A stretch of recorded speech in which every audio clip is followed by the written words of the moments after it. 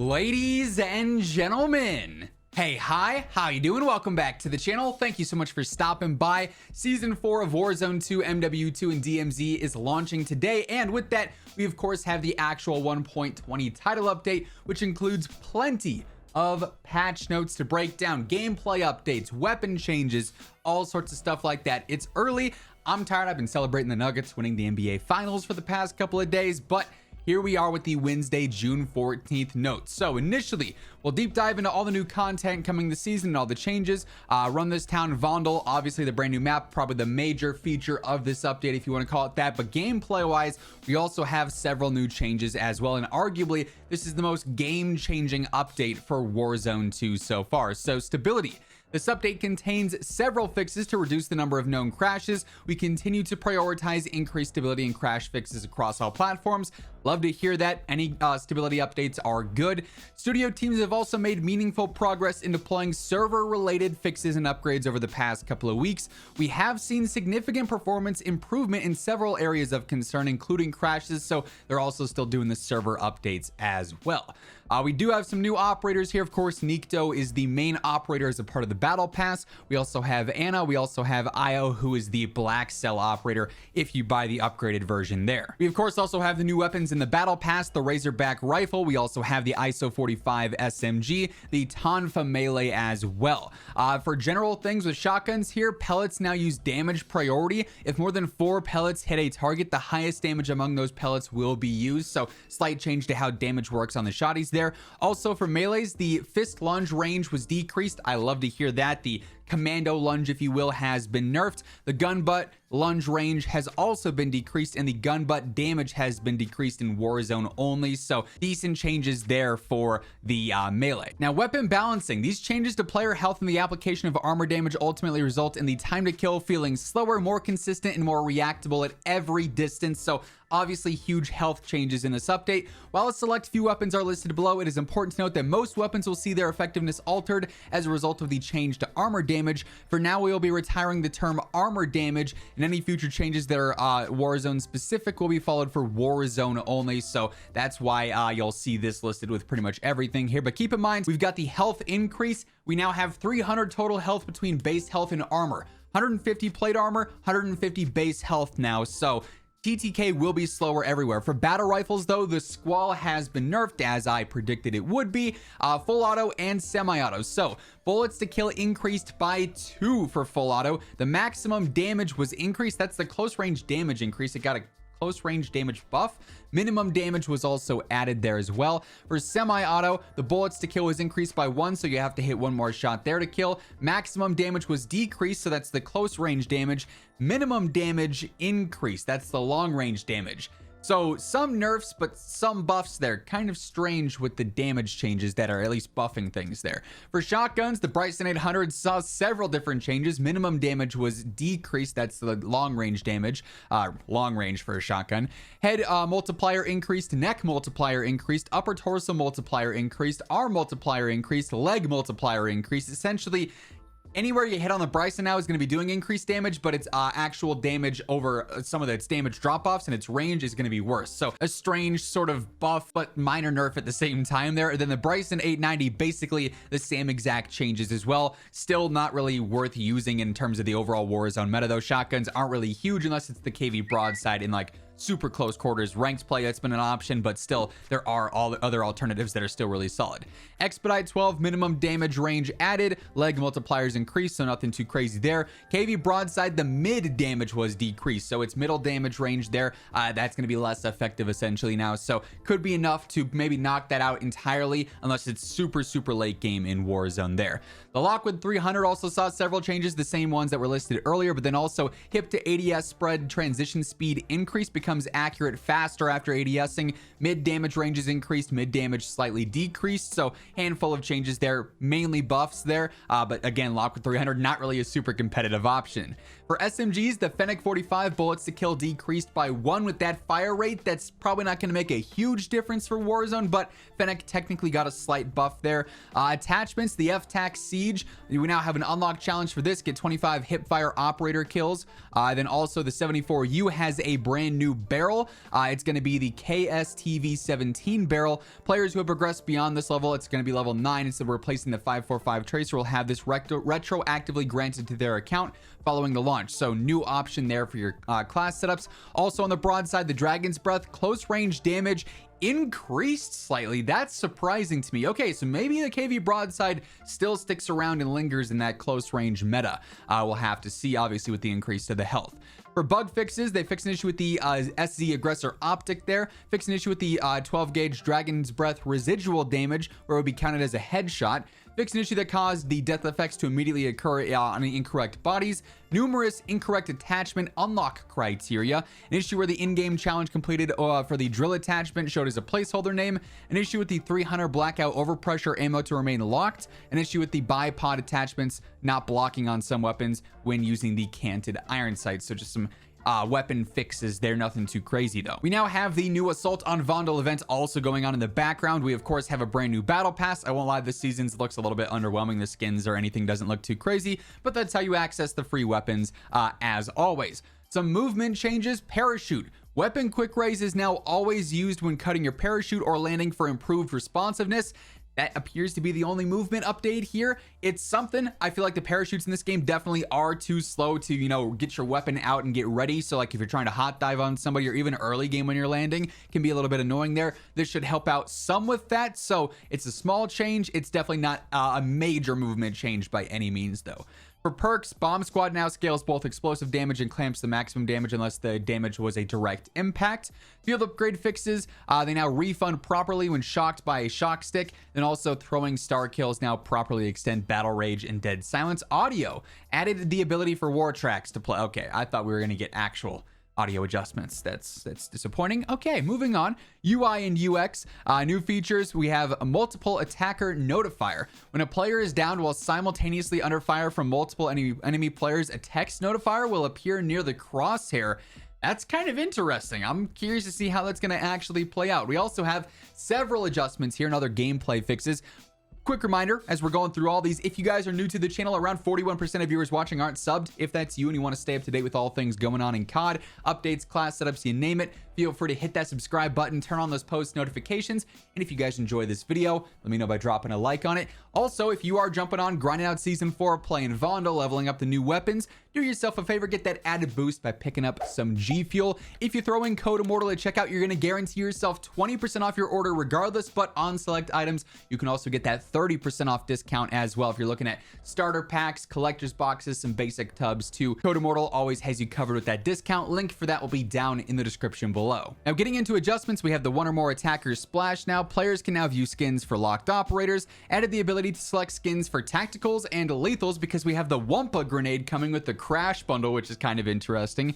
Added the ability to remove all your equipped attachments by holding a certain button, improved clarity on which attachments have skins, added the Pro Tune tag on the loadout preview for those certain blueprints, added pros and cons for all attachments, that was already a thing, improved usability of loadout select, perk packages now use a double stacked row, additions and improvements to the HUD in search and destroy, added reticles and tracers to the previews in gunfight, added a POI label under the compass in gunfight, general visual improvements in gunfight, redesigned after action report for 6v6. We also have global bug fixes here. An issue where exiting the TAC camera would make you blurry. An issue where the player would not have full control if they re-entered a recon drone. Fix an issue where the wheel sync could be deployed on top of other vehicles. An issue where the player's FOV would remain zoomed in. That was a big one, the FOV bug with the gunship. Some bot issues were also updated here. An issue where weapon progress trackers could become misaligned with the actual challenges. An issue where the battle pass menu launched abruptly when accessed for the second time while on the battle pass. Strange. An issue where the operator could disappear when the player enters the emblem or calling card menu. An issue where players could experience dropped frames in the calling card menu. An issue where loot could be destroyed if a player died on a vehicle, then you just wouldn't be able to regain, obviously. An issue where the player would exit the light helo but still remain inside of it. An issue where players would cause to be in a broken state when performing a roof exit on a vehicle. An issue where players didn't collide with vehicles when reviving other players. An issue where collision sounds on armor weren't playing correctly, and then also an issue causing a number of missing vehicle icons in Ground War. Spec Ops also has a handful of updates here, mainly just bug fixes. If you want to pause and read all these in detail, feel free to do so. We then get into the multiplayer side of things. We also have the Art District new map as some content here in Showdown from COD 4. Obviously a throwback and iconic map there. For battle maps, we've got the Marshlands. We also have Village 2. And then for gunfight, we've got Mercado. This is inside of one of the buildings on the Ground War map. Then we also have Penthouse as a gunfight map too. Really cool vibe from the, I believe, Chicago mission from the campaign there. A couple of bug fixes here. Playlist updates. There's going to be 12v12 search and destroy and prisoner rescue, which is pretty cool. Also in quick play now, we have 10v10. So almost like combat pacing, not fully, but it's a nice little, alternative there. In general, adjustments: tune spawns for Hotel, Black Gold, Exhibit, and Expo. Updated the rate at which the UAV sweeps are performed for the Infected team and Giant Infected. Updated class tables for blueprints. Moved the bag locations on top of barrels in Black Gold. Added a score limit option for bounty. Adjusted weapon locations on Black Site Gunfight. Several bug fixes here, nothing too crazy. Once more, if you want to read in detail, feel free to pause. Ranked play is going to have its whole seasonal update, pretty standard here. The new weapons are going to be restricted, and you have to be level 45 now to play ranked play in MW2 multiplayer to help counteract some low-level cheaters there. Skill division reset is going to be pretty standard. There are some new rewards as well, though, for getting certain win thresholds throughout Season 4. Ranked play, 5 wins, 10 wins, all the way up to 100 wins as well. And you'll have your skill division rewards from last season, depending on where you finished up. And that's sort of going to be the same thing for Warzone 2 as well. Some competitive maps, modes, and settings. This is pretty standard here. Just new restrictions with the new weapons is pretty much the main gist of everything going on there. I don't know why they detail all the big ranked stuff here. Then we get into the Warzone 2 specific stuff. As mentioned, we got the Assault on Vondel event. It's a community event where we'll actually be able to unlock the taxi boats, the reinforcement flare, the favorite supply box, and the new melee weapon throughout the next couple of days and weeks. Obviously, Vondel, the main part of this update, once more, our new map. We've seen several reveals and gameplay updates for that already with the various points of interest. The sandstorm on Al Mazrah is now gone. However, certain buildings are going to be different now because of the sandstorm. Also added vibrancy to the vegetation throughout the map there. New modes, lockdown for Vondel. It's basically hardpoint, but in Warzone. Could be pretty cool as an alternative to Plunder, and I imagine it's probably going to replace Plunder here and there. So, gameplay adjustments here. The big changes: player health up to 150 from 100, 300 total health. Regen delay increased to 7 seconds, up from 5, so you'll start regenning slower. That applies to Warzone Ranked as well, Standard, Warzone, and DMZ. Armor plates, players will automatically pick up 9 armor plates, 3 in the active loadout slot, 2 full stacks in the backpack. Players will have to manually pick up armor plates beyond that. Armor box, players will now receive a fixed number of 6 plates regardless of how many you have.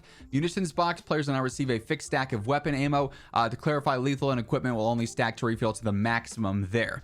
Vehicle fuel, gas cans will now drain a percentage of total gas while refueling a vehicle. You can siphon gas out of a vehicle using a gas can. Rather than catching fire when out of fuel, the heavy chopper will just drop out of the sky.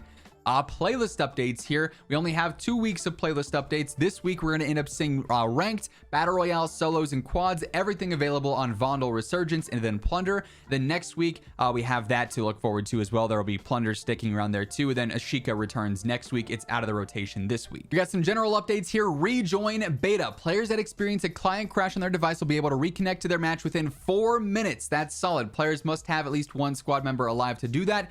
Does not apply to solos. There must be at least 5 squads remaining in the match if you want to reconnect.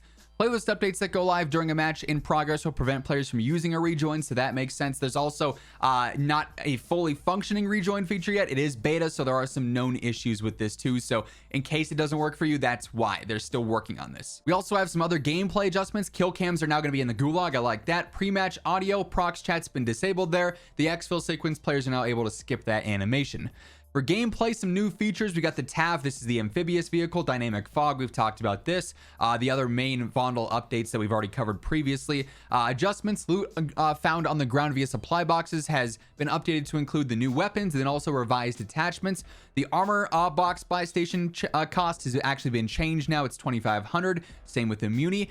Backpack inventory. While attempting to loot a player that already has an active loadout slot, they'll be presented with the option to stow the duplicate there. The marker smoke effects. differentiated the color of smoke, so loadout drops are going to be red, deployable buy stations are green, smokes are gray. That's kind of already a thing. Resupply perk, the time to recharge equipment has been increased to 50 seconds. That's a pretty big nerf for resupply. Redeploy drone destruction damage. The explosion damage caused by a redeploy drone and impacts the ground's been adjusted. Minimum damage increased, maximum damage increased as well, so that can actually take you out. Bounty contract will prioritize selecting a target that is on the ground now. I like that. Most wanted target will now carry a flag on the back of their operator for the duration to help you figure out who exactly the most wanted is. Players now receive a circle peak reward when you complete a data heist event. Gas circle final behavior. The number of moving circles in the final phase has been decreased. These circles move and collapse slower than before. In the gulag, the time to capture the flag has been increased by 1 second. Vehicle fuel is also changed here.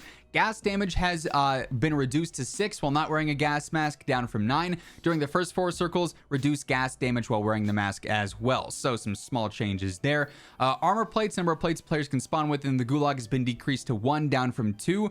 The time it takes to capture the domination point in the gulag in overtime has also been increased. Then of course we also have all the big stronghold updates here essentially. So inactive strongholds have been renamed to abandoned supply caches. Strongholds are going to be available from the start of the match there as well. There's also no more bots in strongholds too, so definitely some solid updates there that hopefully will improve the hot drops, then also server stability as well. Black sites also saw some slight updates there. For dynamic resurgence, this now has like the whole countdown timer. We've talked about this previously. If someone disconnects, your respawn timer changes. The vengeance icon is there that shows the players that eliminated you. The track squad indicator, squads will receive a HUD warning similar to the one used for interrogation if you're tracked. There's also been some slight changes with the redeployment loadouts. First circle, handgun without attachments. Second circle, handgun with attachments. Third and beyond is the various other upgrades there. Interrogation also now has been enabled in Resurgence. Also, plunder strongholds have been disabled. We have the UI and UX updates for Warzone perk package name. You'll now be able to see that in a different way. But buy station pings, a floating icon will now appear above a buy station to indicate an item that a player is pinged for purchase. There's going to be the scoreboard and gulag. You can actually view that now. That's nice to see. Also in ranked play, players are now able to disable global text chat when leaving team chat. For that, nothing too crazy there. Warzone ranked, nothing too crazy here, but new restrictions is the main focus thing. No more gas cans. You can't cheese flying around in a helicopter forever.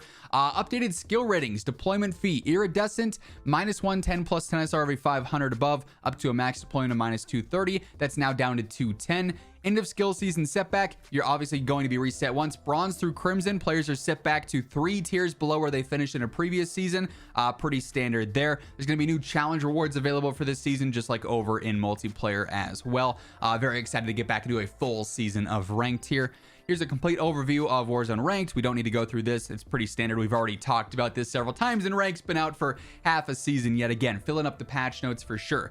Then we have tons and tons and tons of Warzone bug fixes. So we'll just go through some of the highlights here because don't want to spend too long reading through all of these, but prevented apply all armor plate setting from taking into consideration new armor plates that you actually pick up. So that'll be continuous now. Caused a deployable buy station on the TAC map to remain white during a fire sale. An issue that caused player buyback costs in the squad widget to not properly reflect the fire sale as well. An issue that caused players to receive 100% of progression XP as weapon XP when completing contracts. So that'll actually change how you're able to level up weapons in Warzone there.